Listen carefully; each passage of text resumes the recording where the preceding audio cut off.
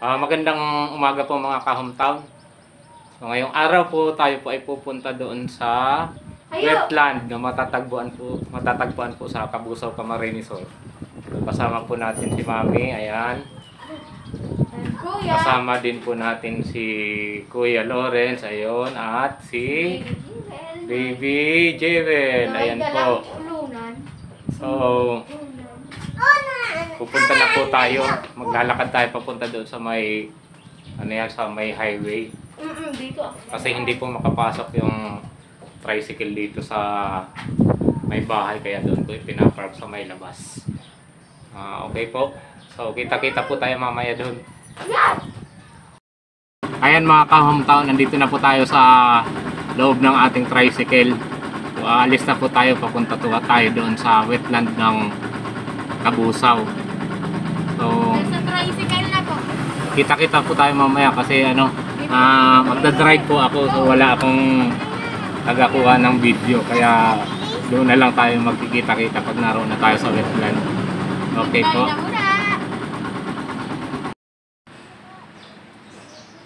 Dito na po tayo ngayon sa downtown ng Libmanan.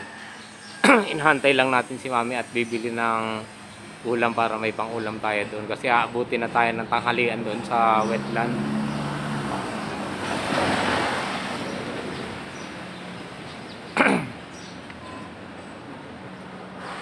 Kaya ayun po yung dalawang bata sa tricycle, Kuya Lawrence at si Ate Jewel.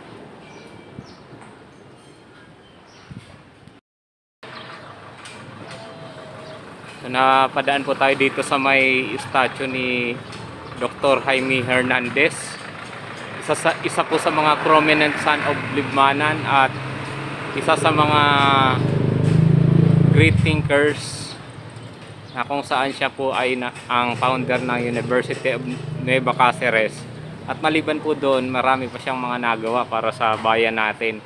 So, siguro sa mga susunod kong video tatalakayin ko yung tungkol sa buhay ni Dr. Jaime Hernandez.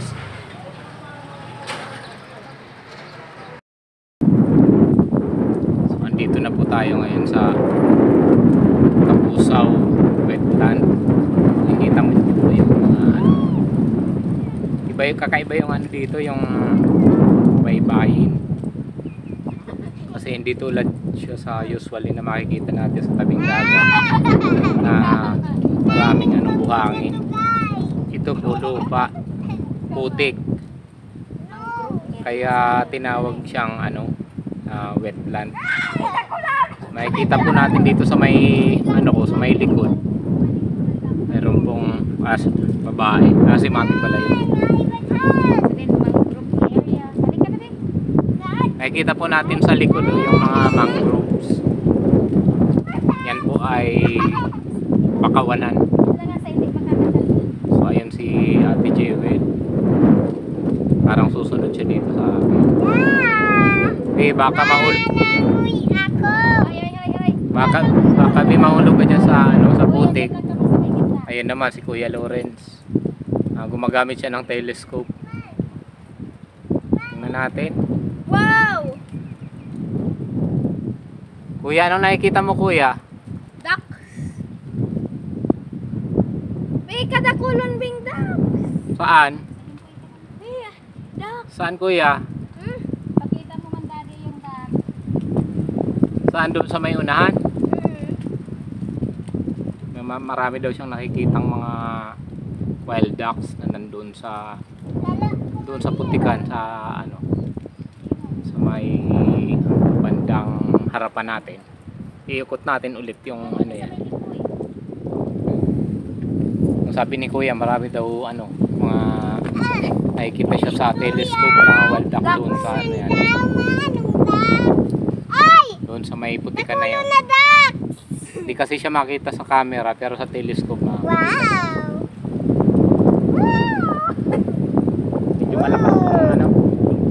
lumalakas na yung hangin kapag hapon na.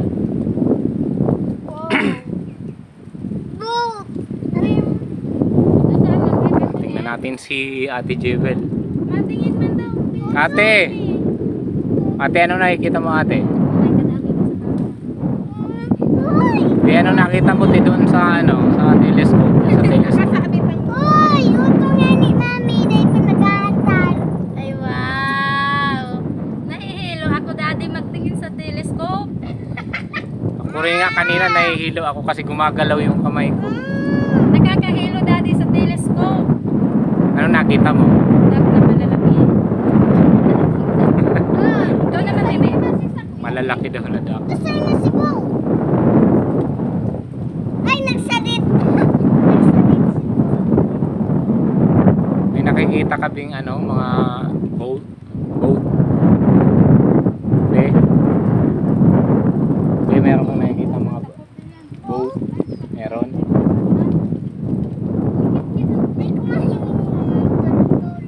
Di, bakit gumagalaw din yung kamay mo? Nakakahilo sa telescope.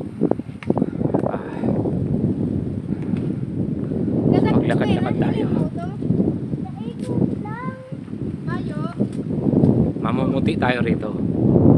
Kasi dati tayong maitim. So,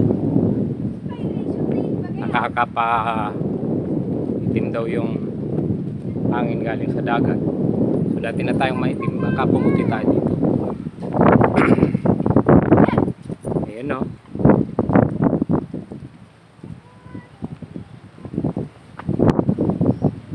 Yan.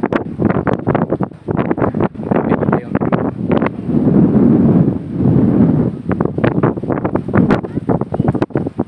lakad-lakad pa tayo. Ay, yung dalawa. Kuya, ate, baka mahulog kayo dyan.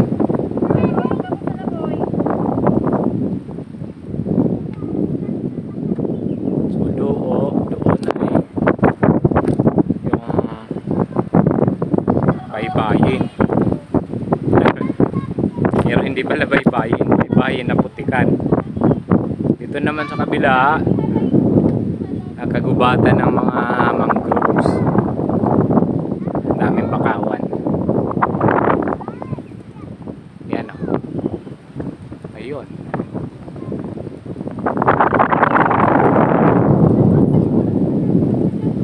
Lakad-lakad pa tayo.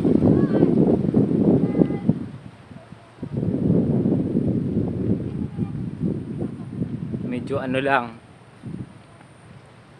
marami lang siyang mga plastic. Marahil galing yan dyan sa mga bayan na malapit dito sa ano, sa baybayin ng Kabusaw.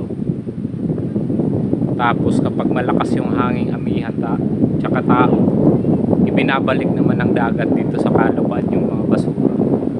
Yung makikita natin may mga plastic. Kaya siguro hindi pala siguro gawin natin na tayong tapon ng basura dyan sa mga ilog saka sa dagat, kasi ibinabalik din yan ng kalikasan sa ano sa tao. Tingnan nyo sa baba, maraming mga plastic. Oh, muntik pa tayo mahulog dun kasi may mga ano siya, may mga nilagay na mga concrete kasi laging maputik dito, nilagyan nila ng mga konkretong daanan. Ganyan na. Yung iba nga parang nag-collapse na kasi pag tao saka maalon, tingnan nyo. Ayan o, nasira na yung iba. Tapos parang gumuguho yung ano, yung tabi ng ano, yung pangpang, gumuguho siya, kaya parang umaabanti yung ano, yung dagat papunta dito sa kalupaan.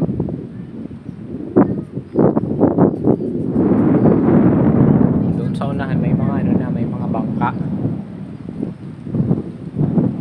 Pero dito hindi siya makadaan niya kasi ano yung tubig ay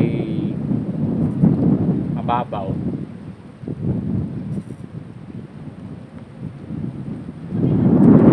Hindi pa tao.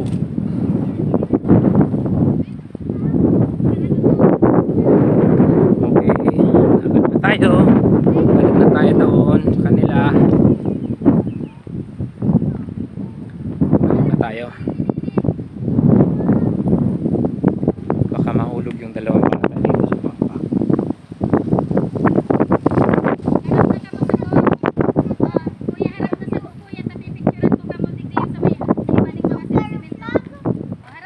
Init.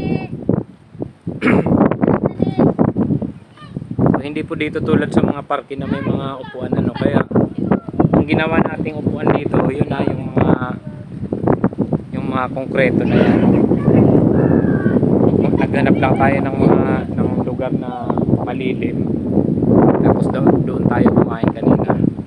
Hindi ko na binidyohan kasi nahihiya akong nagbibidyo na kumakain.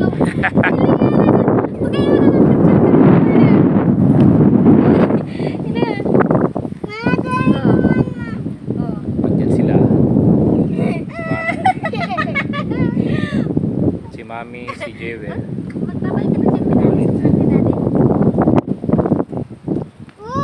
O, mahulog ka be. Mahulog ka.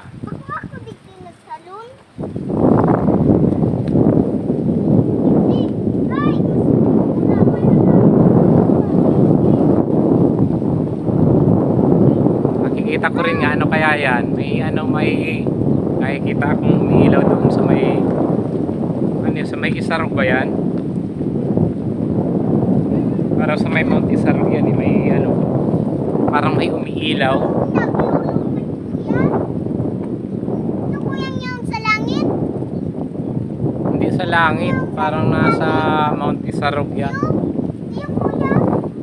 Uy, kuya. Pakailaw talaga yan. Ako manda. Uy, lang eh. Parang yung salamin na itinapat mo sa sa sikat ng araw. Ako man. Reflection. Reflection. O parang reflection ng